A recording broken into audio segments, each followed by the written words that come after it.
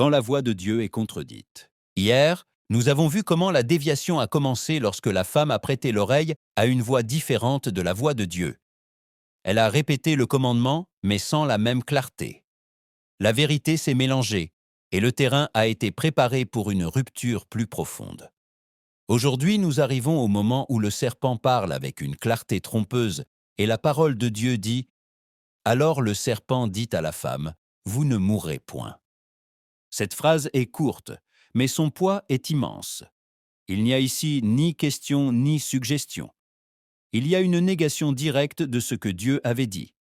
Dieu avait déclaré une conséquence claire, et maintenant une autre voix affirme le contraire avec une totale assurance. Le serpent n'offre ni preuve ni argument. Il ne raisonne pas et n'explique pas. Il contredit simplement. Le mensonge n'a pas besoin de longues explications lorsqu'il est présenté avec certitude. Il suffit de nier la vérité de manière directe pour semer la confusion dans le cœur. En disant « Vous ne mourrez point », cette voix se place contre la voix de Dieu et la contredit. Ici naît le conflit central de toute l'Écriture. À qui croire, à la voix de Dieu ou à une autre voix qui la contredit et cherche à prendre sa place. Il est important de noter que le commandement n'est pas nié, la conséquence l'est. L'arbre n'est pas débattu, le résultat est minimisé. Ainsi agit la tromperie. Elle n'invite pas toujours immédiatement à désobéir. Elle fait d'abord croire que la désobéissance n'aura pas de conséquences réelles. À ce stade, il n'y a pas encore d'acte ni de chute consommée. Il y a quelque chose de plus profond, un mensonge théologique.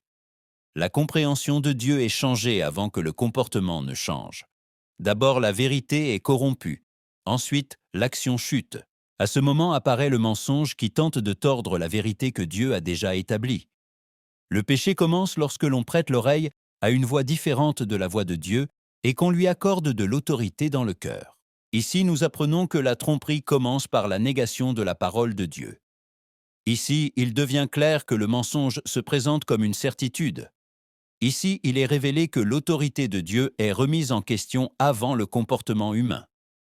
Ici, nous comprenons qu'écouter une autre voix ouvre le chemin vers la chute. L'écho de la voix de Dieu.